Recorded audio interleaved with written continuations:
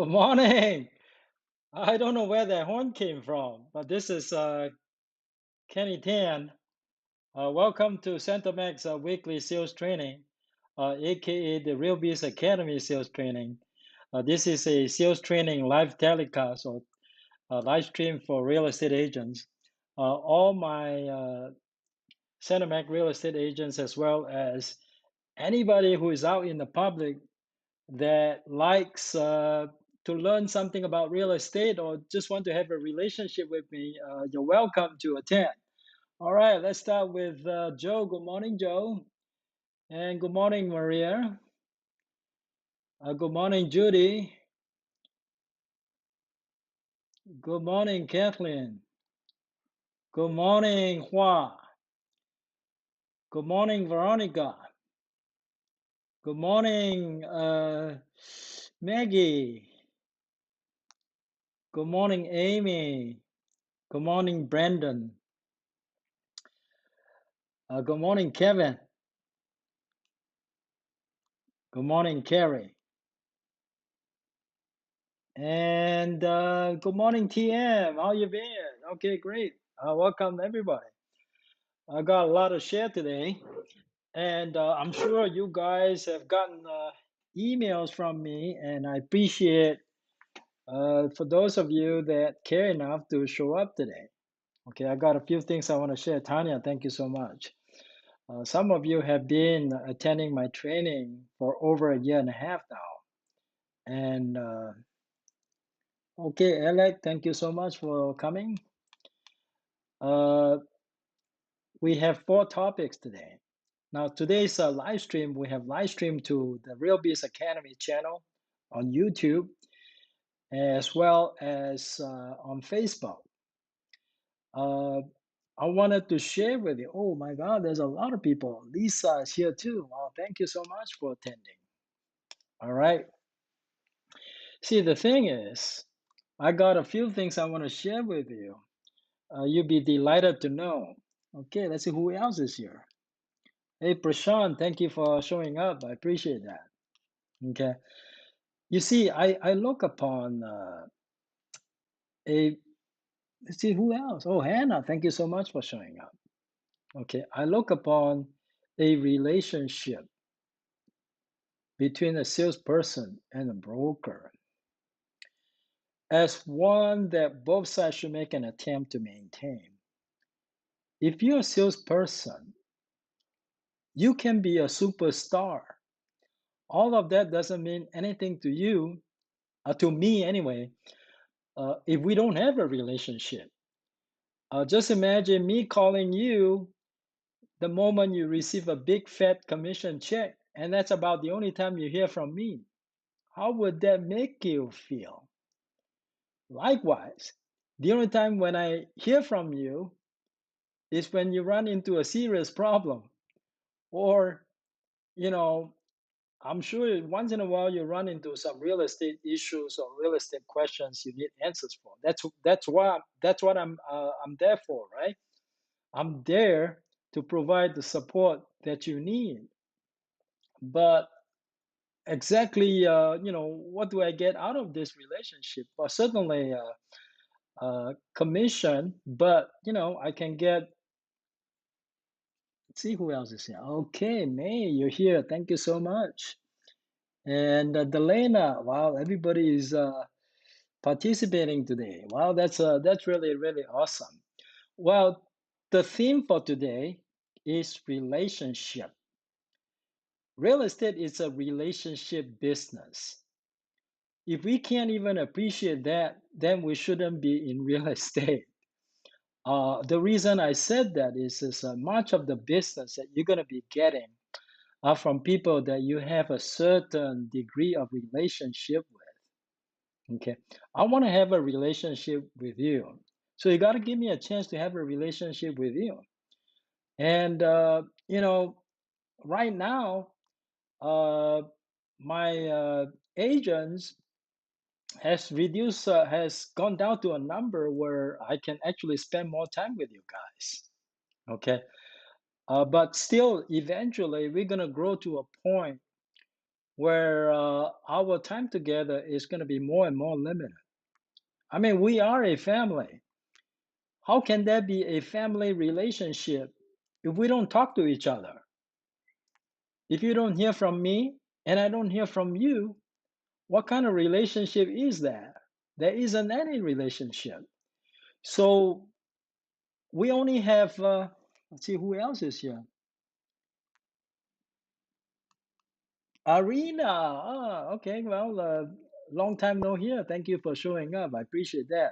Well, I'm sure you got the email, and I appreciate that. And I would rather you show up because you want to show up. Just because I may have said some harsh words in there, but I think the whole point is that I really have something important I want to share with you guys today. Okay. Now, talking about relationship, I want to share with you the secret to success. If you want to be in the social media business, in other words, if you want to make use of social media, there are only several ways to get business in real estate. Okay, let's see who else is here. My IQ is huge. Oh, Feng Jiao. Okay, good, good, good. So now you got a new name. It's called My IQ is Huge. That's a funny name. Okay, now those of you who know me long enough knows that I know how to make cold calls to get leads, to get listings. I know how to do that. When you make cold calls, you don't have a relationship with the other person on the line. So you just make calls. Those are very difficult to convert. Joanna, good morning. Those are extremely difficult to convert. That's why very few people succeed in making cold calls because it's a lot easier talking to people we already know, right? Okay, that's where social media comes in. When I was a lawyer, I'm more accustomed to people calling me. So when I switched from being a lawyer to a broker, I had a hard time because I'm not used to reaching out to people. I'm not used to establish relationship with people. The kind of relationship that I established with when I was a lawyer is not something that I enjoy establishing. But as I become a broker, I really enjoy relationship with people in my community. As you know, I'm a big fan of YouTube, so I built a huge community uh, through my work in YouTube. I want to share with you some of the success that some of our agents are really beginning to enjoy by making YouTube video. This morning, I got a WeChat message from someone who watched one of our videos, and that is the same video that is so successful that I think it's worth sharing with you. Why that video is so successful, I'm still very amazed by it. But as I get involved with Instagram more and more, I'm beginning to realize that relationships really matter. If you can have relationships with more people, then you don't ever have to worry about where the business is going to come from. I want to show you, we have top four topics to cover, but I want to cover uh, the, they are not in any particular order. The four topics are, uh, non-disclosure, non-circumvention, but I'm going to talk about preliminary title report in lieu of that. I told you in the email. And the second topic we're going to talk about is seller in possession addendum. I mentioned that last time that I'm going to cover that. And the third topic, which is my favorite for the day, is how do you rank your YouTube video, your YouTube real estate video number one when you don't have a lot of subscribers and you can actually rank your video very high through some techniques that I'm going to share with you today. Okay. And then lastly, I want to demonstrate to those of you in Northern California how to set up a new MLS listing in MLS listing. Okay, now let's go ahead and go into my YouTube. Uh, I'm going to go into my YouTube. I'll share screen with you.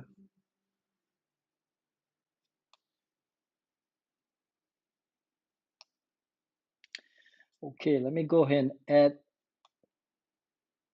a scene. And that's okay. Let me go ahead and great, awesome. Now I can share screen with you. Let me go into share screen mode, and I'm gonna share this YouTube.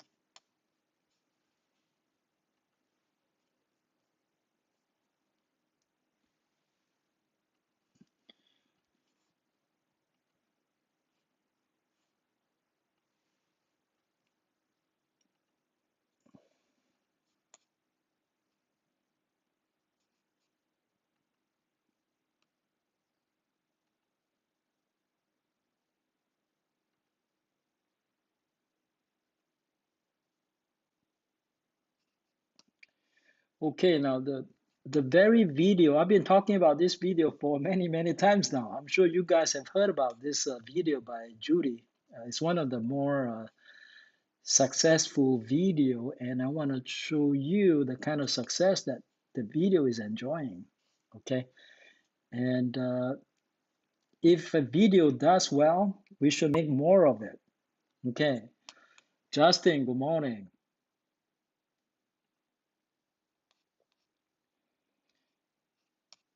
You should make videos that you know people like. So make those videos, and you're gonna see your business take off. Uh, Now, if your video, you're not getting any leads from your video yet, don't worry about it. Just keep doing more. Eventually, you're gonna get a bunch of people calling you anyway. So just keep working at it. Okay, the opportunities will come. You can't just do 2 or 3 videos and give up. Okay, this is the video I want to show you guys. Okay, now this is in Chinese, so I explain it in English so you can appreciate. Uh, Now this is the thumbnail. If you look at the thumbnail, it's just an ordinary thumbnail. Nothing really special about it. It's got Judy's picture and it's got my picture. And then the title says 3 recommended areas to purchase homes in Sacramento. That's all the title says. Nothing else. Not the title, but the thumbnail. That's what the thumbnail shows. And this thumbnail is doing quite well because number one, if you look at the click-through rate, okay, it's 8.5%. That is a very good click-through rate. The average on YouTube that is considered to be good and acceptable is between 4 and 7%. So this is above average performance.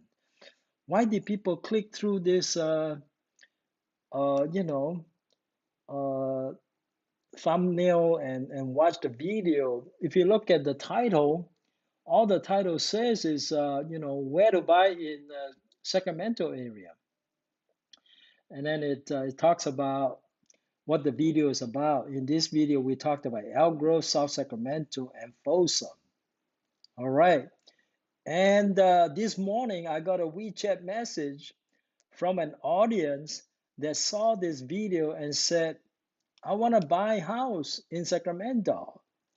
And then later on, I found out that this person is buying an investment home. So, you know, there are people that want to invest in the Sacramento area. Now, if you look at the number of comments that we have, okay, we probably have about 20 comments, but out of the 20, probably 10 of them is my comments or Judy's comments.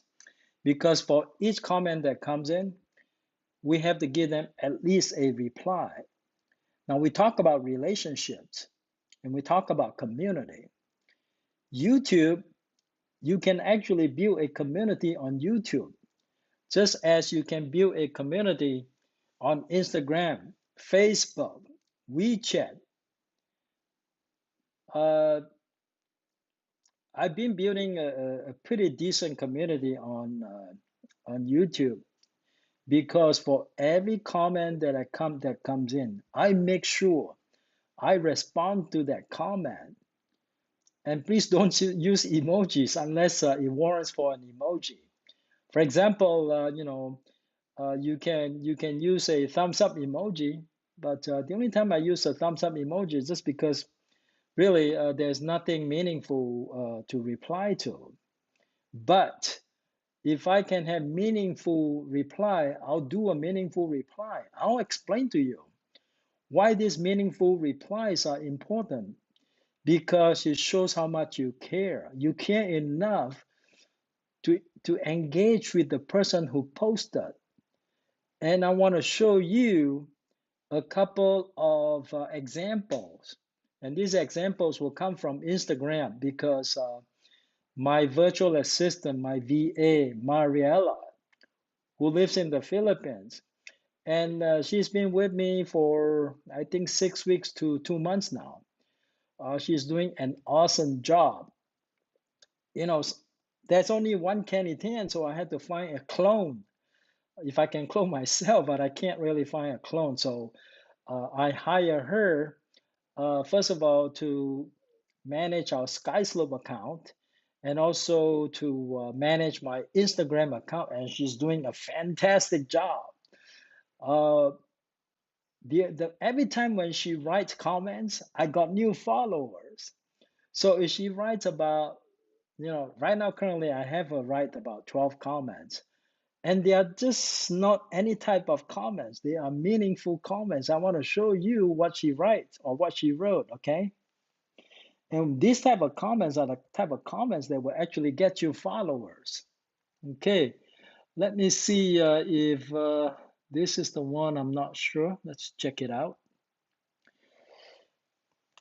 Yeah, this is one of the screenshot I want to show you. I hope you can see my screen. If you can't see my screen, let me know. Okay. Now this is a post by somebody who I either follow or they follow me. Okay. Now this person's, they post something meaningful. So I asked Mariella to be the first person to post a comment. And the advantage of being the first person to post a comment is that if this person happen to have a lot of followers of an Instagram profile, uh, their followers are going to see your comment. And if they like what they see, then they're more likely to follow you. Now, if you ask me, what Kenny, why do you need so many followers? Because sales is a numbers game. The more relationships you have, the more opportunities you give yourself. Now, let's read together what she wrote. If you read the post, it's a nice post. So she responded to that post by saying, in short, be competitive and work hard. Okay, that is smart. Okay, that is I think it also shows the other side, the other person, that you actually read the post. Because when somebody click like on your post, you don't know if this person is just finger crazy by clicking like on everything that comes along. You think that if you could click 1,000 likes without even putting in a meaningful comment, you think you're gonna get people to pay attention to you? You think you're gonna uh, find followers of your social media account? Probably no. I tried doing that, it didn't work. So I watched a videos on YouTube one day, and it kind of dawned on me that, hey, this is what you need to do. You got to respond, and then you have to respond meaningfully. I mean, if this person is copying and pasting, if somebody knows you are copying and pasting, you're in big trouble because you are on bad terms with them. Especially when you have the same typo all over again. I'm looking at it. If I'm looking at a comment and that person seems to be typing the same thing, and that person has the same typo over and over again, I can say goodbye to that person about that relationship. There's no more relationship. So we have to be careful about that. We have to let the other person know that we put some thoughts in the comment that we put in. And she actually did. And the poster actually said, you summarize it perfectly. You see, if I'm the one writing it, I will have to think about it. I'll have to think through, okay, what exactly I'm going to say in a comment to really connect with this person. What kind of connection I want with this person? Of course, it's a relationship business. If you're a realtor and you can't appreciate that it is a relationship business, then you're in the wrong industry.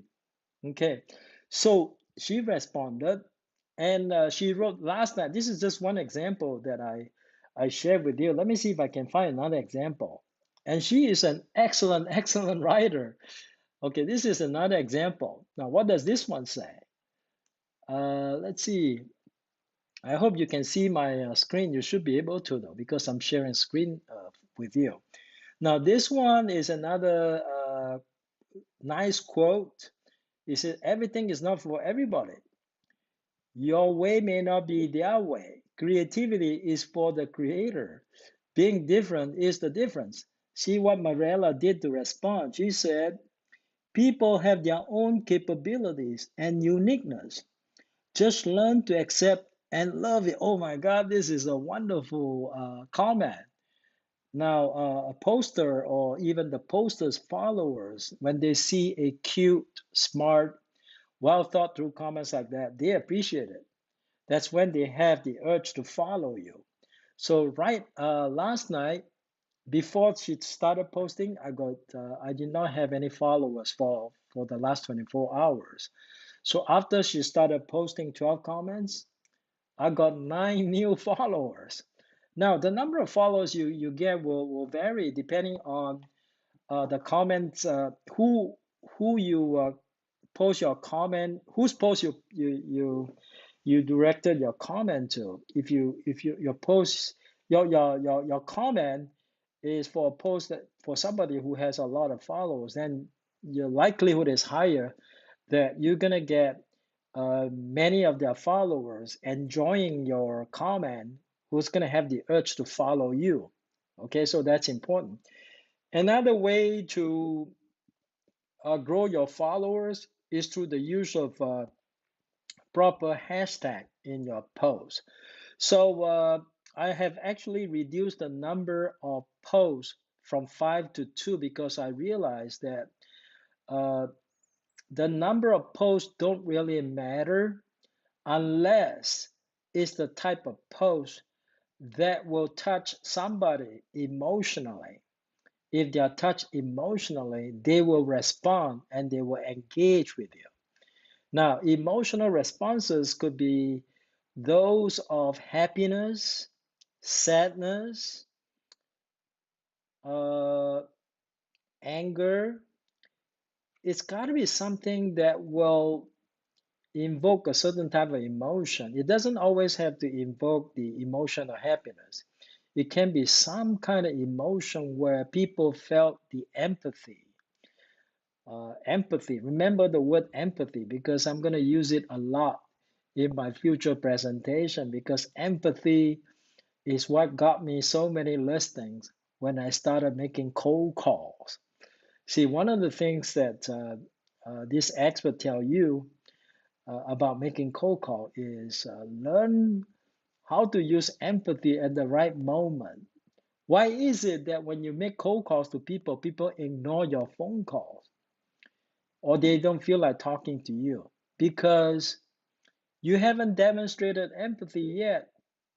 I think as soon as you demonstrate empathy, you're more likely to get a favorable and positive response from them. So start to learn how to use empathy. I mean, it's just like sometimes people say, hey, Kenny, you don't care. It's true. Sometimes when I say I don't care, that means that I don't care about the relationship anymore. If you don't attend my training, and I don't even call you, what does that tell you about the relationship between you and me? It's pretty much over, right? Same thing. If you don't attend my training and I call you, you don't return my phone call, what does that tell you about the relationship? It's pretty much over. There is no relationship, right? So you should be happy that if you don't attend my training, I actually place a phone call to you and not wait until you get a big fat commission check and hear from me. Or when you get into trouble, you hear from me. That kind of relationship is not a good relationship, right? Okay. Now, uh, now let's go back. No, I've shown you two examples already. I think that's enough. There's probably three more examples I could show you because every single night when I go to bed, after she has posted these nice comments, next morning I wake up, I could easily add 10 to 20 followers. Sometimes I get lucky, I get like 80 new followers. Well, that's when it got a little viral. Okay, so that's how you grow your community. Yeah, I kept talking about community. Community service is very important. Now you probably heard from me, especially when you did your video.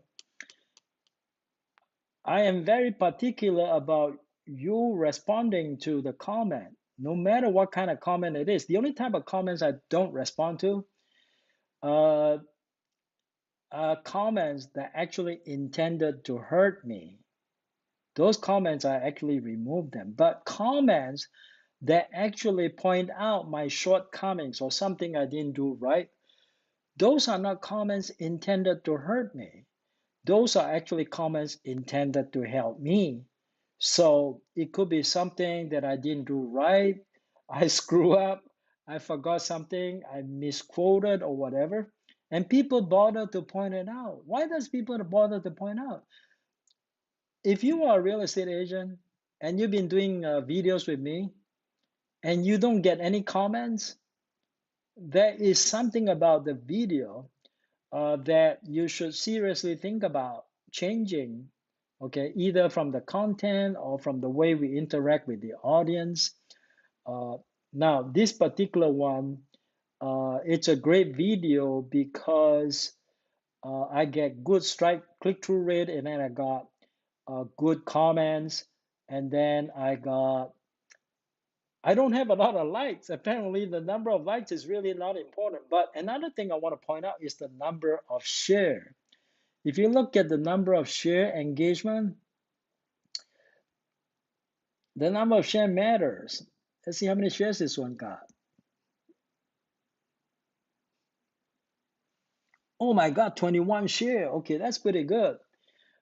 Yesterday I looked at it, it was 19 shares. So we added two more shares in the evening. So now people share because the video actually invoke a certain emotion with them in them. Either they felt like, hey, they're compelled to share this with their friend. You want the share because uh, the more share you have, the more outreach you have. You want to have the widest outreach possible. Another thing why this is such a great video, I want to show you Google search so you know what I mean. Before I show you Google search, how about I show you YouTube search first? Okay.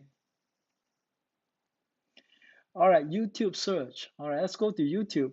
Okay, and do some search. Since the topic today is how to rank #1 for your real estate video, if you are a small channel. Okay, this is one way to rank #1. All right, now I will. I mean, her SEO is so strong right now. It doesn't matter what version I use, as long as it's Chinese, Sacramento homes for sale in Chinese, I can have three different versions. And this particular video that I just showed you will still rank very high. Okay. So for example, if I type in, now for those of you that don't understand Chinese, I apologize, but this one actually means home buying in Sacramento in Chinese, right? Okay. All right.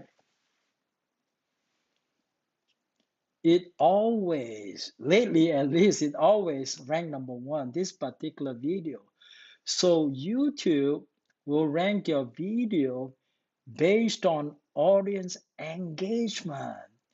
It's not based on the number of subscribers that you have for your channel. And our channel for this one, we just reached 1,000 on Saturday. Only 1,000, but we rank number one over here. Okay, now look at this lady. She's our competition in Sacramento.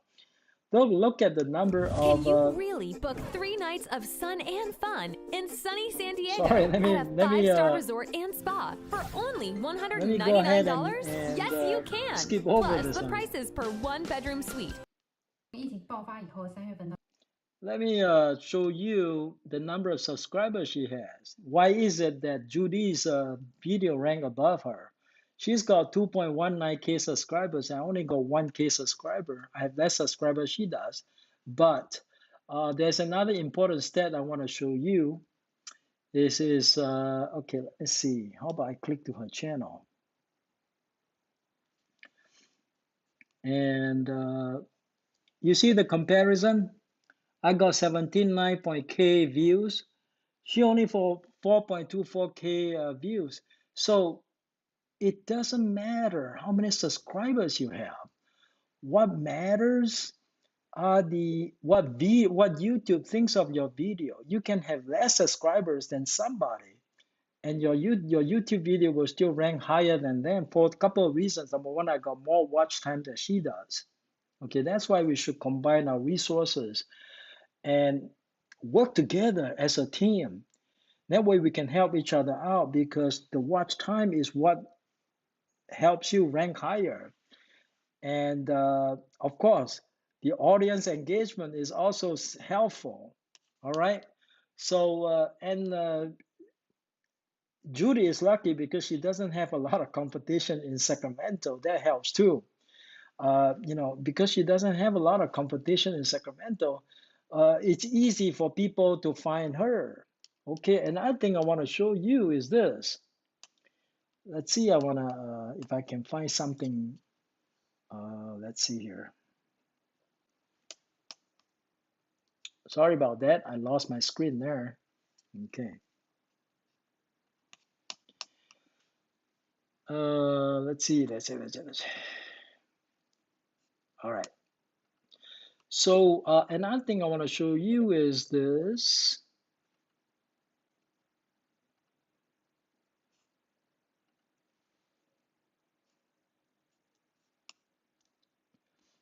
And again, make sure you respond to every single comment. If you do that, people are going to feel the empathy, and empathy will get you everywhere.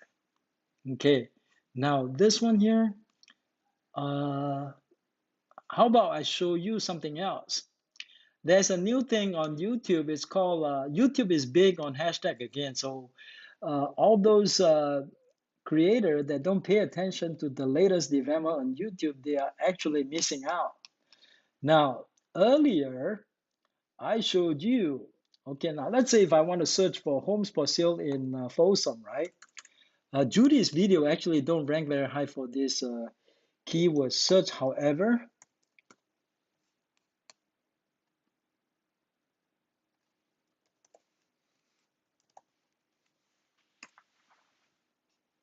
she's ranks number one. Yesterday I searched, she wasn't. But another thing I want to show you is this though, is the hashtag. If I add a hashtag, from a consumer's point of view, it's actually more time saving and more beneficial to them if they search by hashtag. Because sometimes if you just search by keyword, you got a bunch of garbage that shows up in the search result. So if you don't want to see garbage, just use hashtag. Hashtag actually works better. Now, because my competition don't use a hashtag, I use hashtag. Well, see what happens. You see, when you use hashtag, hashtag's landing page is always going to rank number one on YouTube search result. So why not? You see this video right here? It has absolutely nothing to do with properties in Sacramento, Folsom, or anywhere, and yet it shows up here. I have yet to figure out why. That's intriguing. But from a consumer's point of view, this particular video has very little value to the consumer because, and yet it shows up number one. See, that's why from a consumer's point of view, they are better off searching using a hashtag. Now, if you look at what's in the on the hashtag landing page, you see she's all by herself, all by herself. Okay.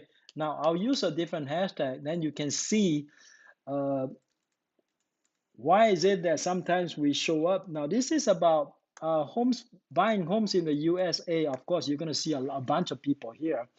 Unfortunately, we don't show up very well here because I don't use a lot of hashtag that covers too big of a geographical area because I think that if I use this, home buying in the USA, I got so much competition there. I don't know where they are able to find me. Maybe one day when I get big enough, they will find me. But now, you see this lady here, she's kept showing up. I have no idea.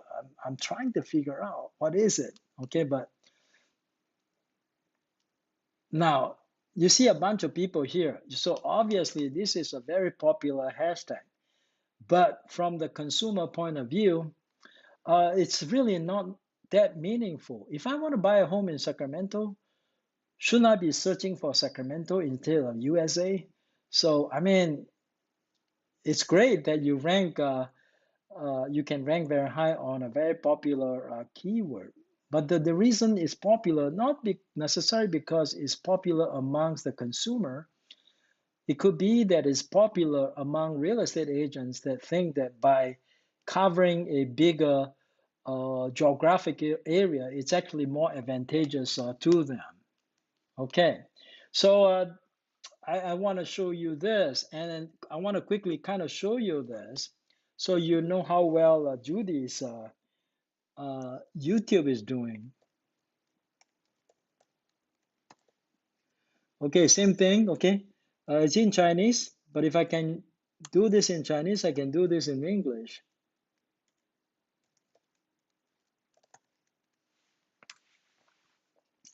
She's always going to show up number one on the spot, okay? But, I'm sure she has other version of keyword, the same keyword, that also puts her on number one, okay?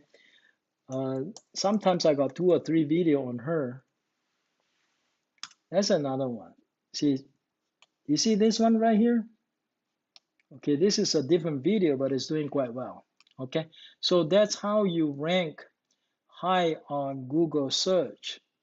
You want to use keywords that will actually rank. Don't try to use keywords that don't rank and don't matter. Remember the hashtags? YouTube only allows 3 hashtags.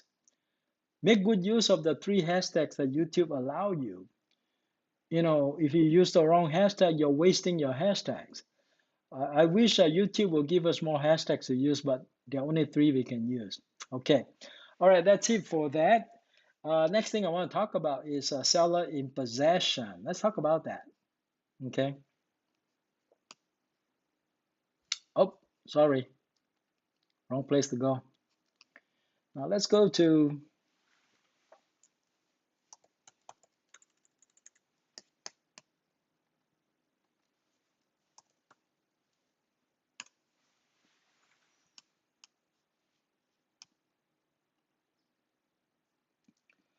my Z-Form account.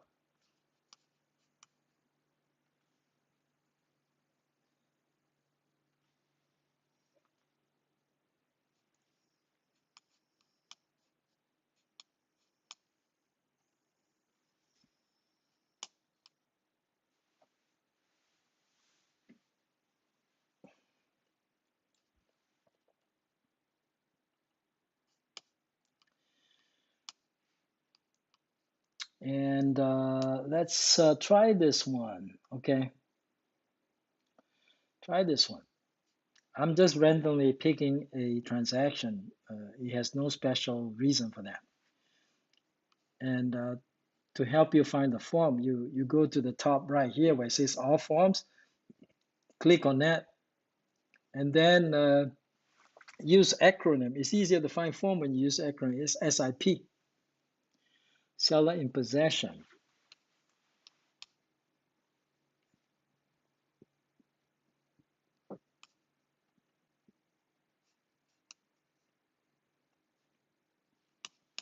Okay, now let me look for that form.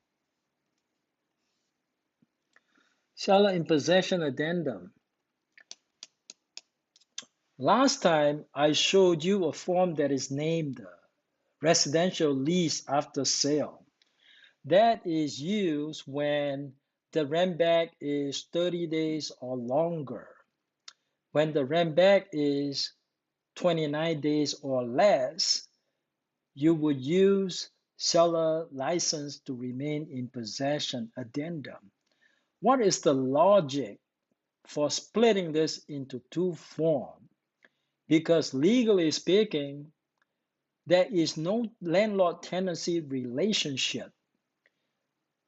Well, at least there are no tenants' rights issues if the rent back is 29 days or less. You have less concern about having to comply with California law regarding tenants' rights. That's why you want to use the seller license to remain in possession addendum. Now, without going through the entire form completely, the seller in possession is usually an addendum that we use, and it's got the property address by default, and it's got the buyer's name, and it's got the seller's name, and usually you have to input the agreement date, whatever the agreement date is. So go back to your RPA and find out what day you guys entered into a contract. Now the term, seller is granted a license. See, they use the word license. License legally means permission. License, permission. So somebody who merely has the permission to be on another person's property does not enjoy the rights and privileges of a tenant. That's why you would use a different form when the rent back period is 29 days or less. Okay, and for a period of, so in this case, for illustration purposes, I'm going to put 29 days.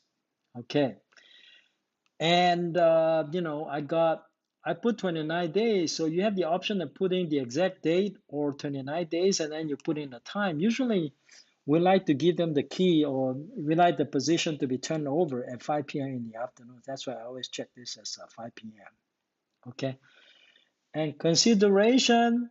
Sure, every contract must have a consideration. So what is the consideration? It says here, in consideration, seller agreeing to sell to buyer and buyer agreeing to buy. So that is enough consideration. So the purchase contract itself is good enough consideration. Late charge and NSF checks, usually I leave them out. The reason why I leave it out is because you only got 29 days. There's really no need to talk about late charge. Okay. Number 3, seller's obligations for condition of property. Now, even for a seller in possession, it's good for the seller to actually talk about, it's good for the buyer and the seller to identify their respective properties, right? So in this case, it says seller shall maintain. Now remember, who is the person who has the license to remain on the property? The seller of the property. This is a rent back situation. So if you are a buyer and you don't have possession of the property, why do you want to take on the obligations to maintain the property? Obviously, by default, the obligation will fall on the seller, who is now a person who is in possession of the property with the permission of the buyer. Buyer is now the owner of the property. So the maintenance obligation is on the seller. Delivery of possession, is indicated above. Now it usually says it says in the conditions and on the terms provided in the agreement. Agreement is a defined term.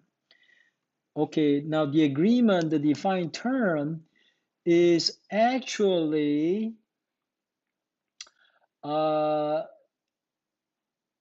it's not the purchase agreement, but this agreement. Okay, this agreement, which is the addendum. All right, and delivery of possession fee. If you like, you can charge a delivery of possession fee, but it is really not necessary. And then he has to say who has to pay for utilities. Okay. Keys, assignment, or subletting. Usually it's by default. Seller shall not assign or sublet. Logical, right? Insurance, you make sure seller carry their own insurance for their personal property. Okay, and then you go ahead and sign this. So it's an easy form to fill out. Okay, that's it for seller in possession. Now let's go ahead and go into the third topic for today. We're gonna go through MLS listings. I usually search for it under Pro MLS. Let me go get some water. If you guys, you can take, if you want to take a couple of minutes break, now's a good time to do it because I'm gonna go get some water.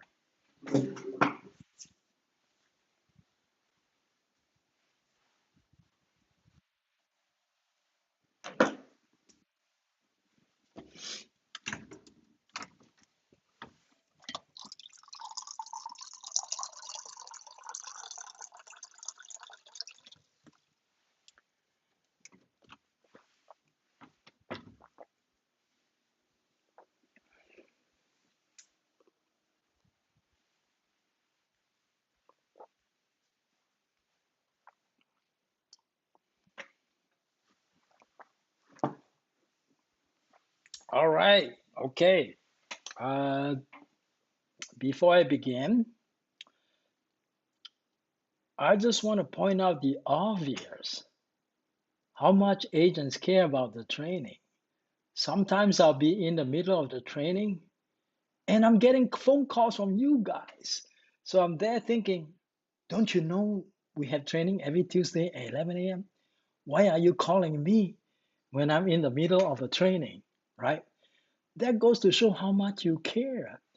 You know, when I get phone calls like that, you know how disappointing and how hurtful that is.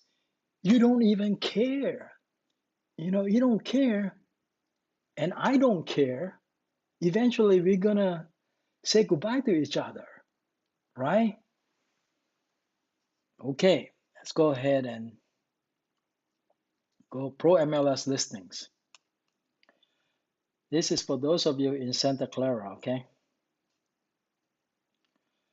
All right, it says continue with Google, so I'm gonna use Google, it's easier.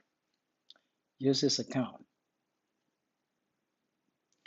Uh-oh, now it wants to send me a text message, so I'm gonna check my text message.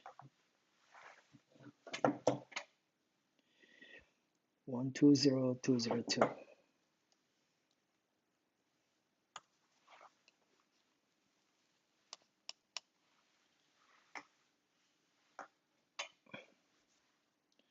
All right, I'm in my account. So you go to manage listing, okay? Go to manage listings. And once you're in here,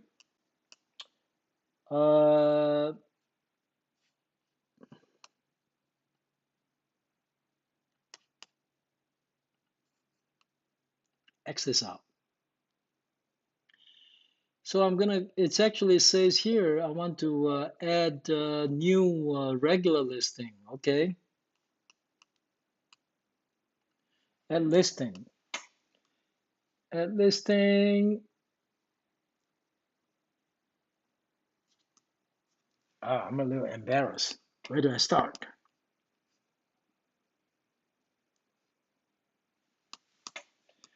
It's been a while, so bear with me.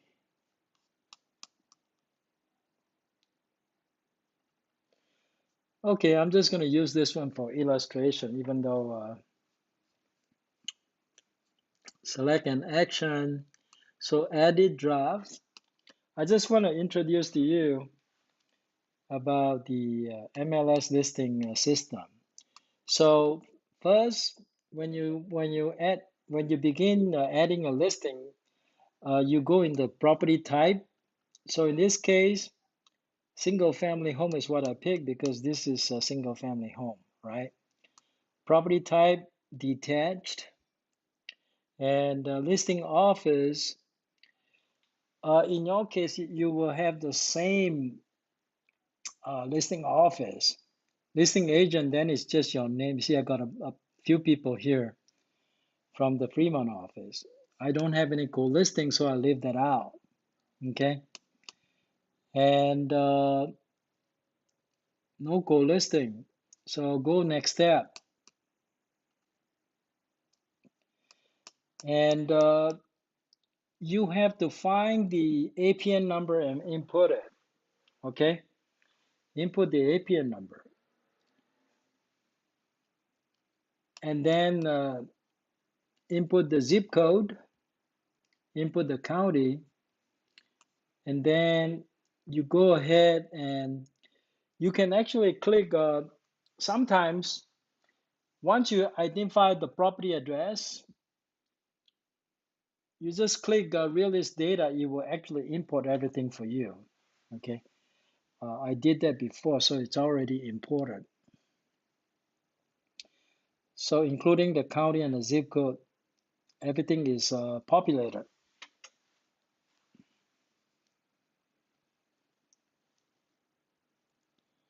All right, and now for the owner, once I click realist data, it will populate everything for me, okay?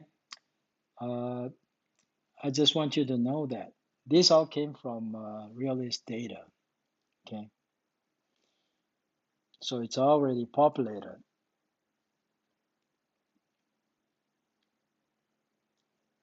So done. Even the lot size populated automatically. Property faces, you see the asterisk sign and the one without asterisk sign? Without asterisk sign means it's optional. So if you want to state which way the property faces, that's okay. If you don't want to indicate, that's okay too. The number of beds and the number of baths, that actually came from Realist data. However, that's just official. Unofficially, I got 4. Official is 3. Unofficial is 4. So some of you might be wondering, well, should I use the official or unofficial? And unofficial says 4 bedroom and I use unofficial.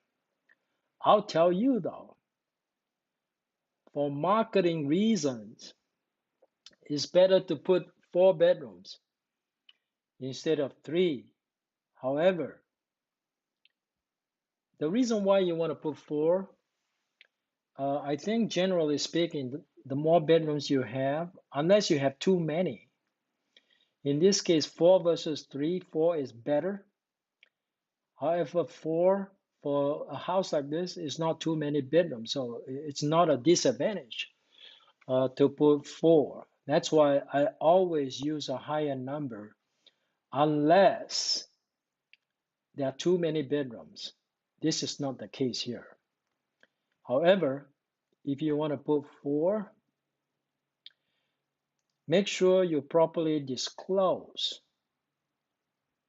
There are a couple of places you can make the disclosure. One will be on the transfer disclosure statement, and one will be on the seller property questionnaire. I suggest you put it in the property transfer disclosure statement because the transfer disclosure statement is official. is mandatory, is mandated by the state of California. That's why that is a good place. For marketing purposes, there is really no advantage to indicate on your MLS listing that the fourth bedroom is not permitted. I think when buyers look for homes, very few buyers put it as a priority to make sure that all the rooms are permitted, don't you think? I think most buyers,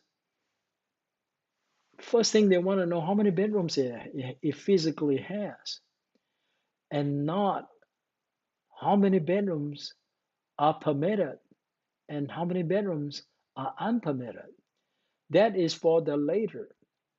As a real estate agent, you have to explain to the buyer the impact of the unpermitted room on the property value and also on the risk that the government may ask the homeowner to restore it. Now, if you ask me, if a buyer asks me, well, Kenny, should I worry about it? I should say, I can't tell you that you're completely risk-free, but I think the risk is very, very small that you will be asked to restore it. Even when you are in that situation, with the new law in the state of California, they are getting to be very liberal about legalizing unpermitted room because there's such a huge shortage of housing in the state of California. Therefore, I think the risk of them not allowing you to legalize is extremely, extremely small. I think it would be insane for them to just want to punish you for buying a property that has one unpermitted room. I think one extra permitted room means that one extra room that can be used to accommodate another human being. And that is a good thing with the new policy in the state of California. They may still want you to legalize it though. It's because they worry that rooms that are not permitted have not gone through the permitting process. The wiring, electrical, the plumbing has not been checked. So they worry about public safety. It's for that reason that they don't approve of unpermitted unit. However, there may be situation where they don't approve of unpermitted unit because of zoning reason, but it's pretty rare that you add an extra room in your house, especially when you're only converting one of the rooms from a non-bedroom into a bedroom. In those situations, I think it's pretty much automatic that when you apply for legalization, they will approve of it. But if you added extra square footage, that is a different story. If the zoning only allows a certain square footage and you've added the extra ones, you're technically maybe having non-conforming use. Okay, when you have a non-conforming use, they actually look at it a little closer. Okay, so I would put 4. Okay, not 3, even though if you look at the public record is 3. Partial, perhaps I don't have any. Living square footage, this one actually came from the realist data. Okay, and then year build, that's also came from the realist data. Zoning came from realist data. Area, same thing. Now, area means what? It means what area are you in? That is the number. 351 is the number for that particular area. So this is automatic from realist data. So it's so easy if you click that. Now, the school, it's quite likely for the school, you have to look for the information yourself. When I set this one up, I looked it up and confirmed it.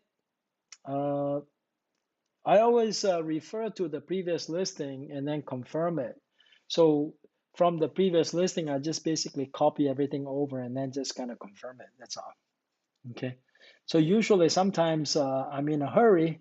I'll go ahead and use the information from previous listing, make it live, immediately confirm the information. So if you are inaccurate for a short period of time, I guess that's acceptable.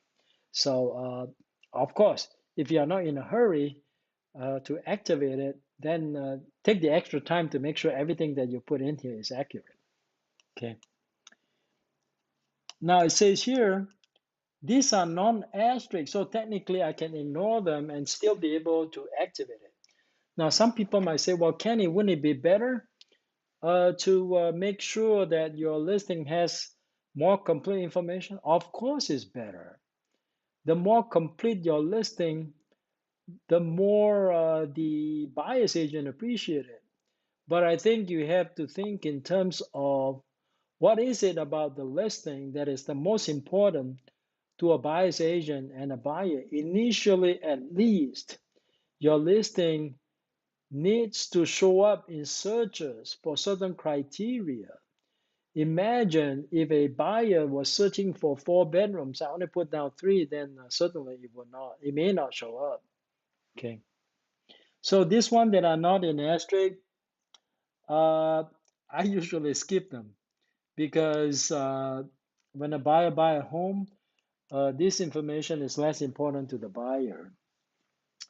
Cross street, I like this cross street thing. I think the cross street is a simplified way of giving directions.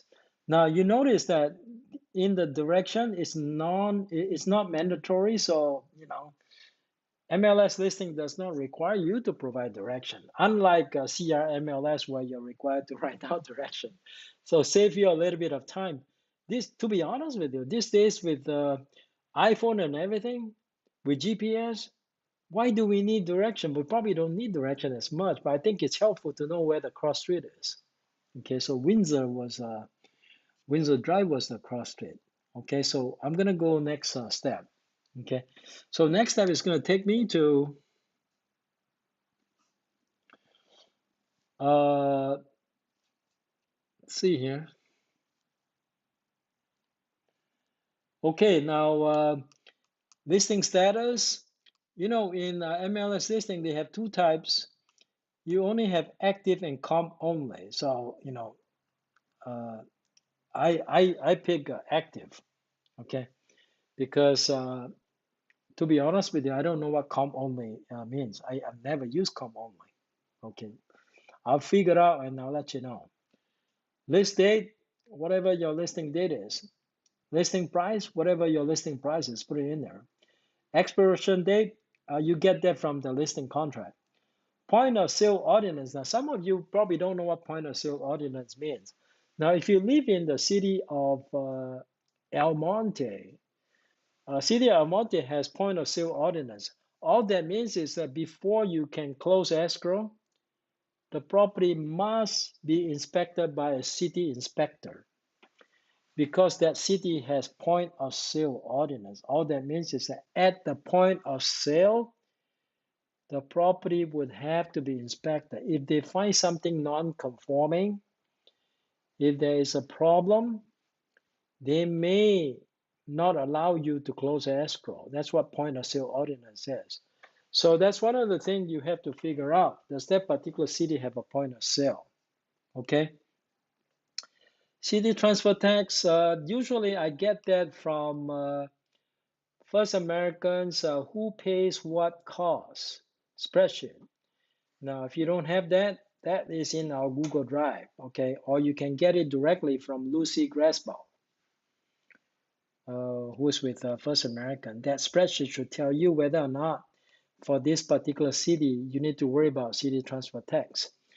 But if you have better relationship with certain escrow officer, I have good relationship with some escrow officers, so I usually just send an email to them. Hey, send me a net sheet. So on the net sheet, it will show up if there is city transfer tax, the escrow officer has all this information at your fingertips.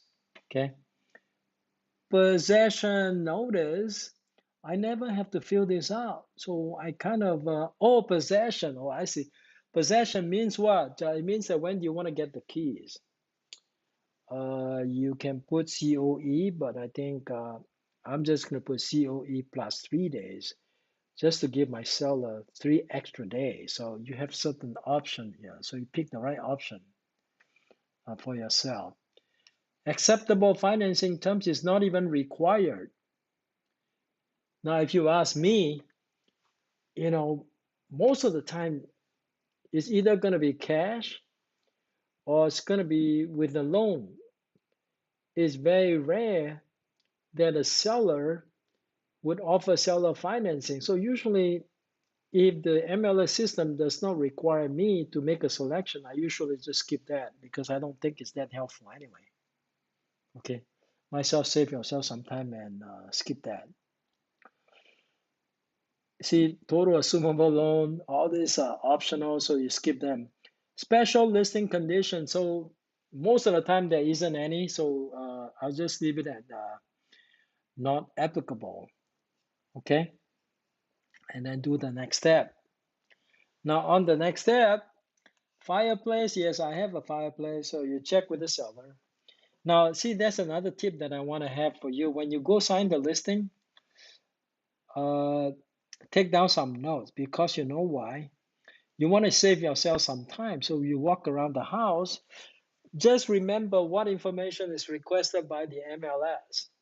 The same information that is requested by the MLS is the same information that you're going to jot down as notes when you visit the property for the first time when you go sign the listing with the seller. So in this case, we have a fireplace. Number of fireplaces, it's actually optional, so I leave it blank. What type of fireplace this is? It has several options, wood burning or whatever type, okay? And, to get by the mandatory requirement, all you got to do is just make one selection. But if you want to be more helpful, you can say, I think in terms of fireplace, you want to put down what type of fireplace this is. Is it wood burning? Or it's one of those where, you have, what I call that, the gas log, whatever the type of fireplace this is, okay?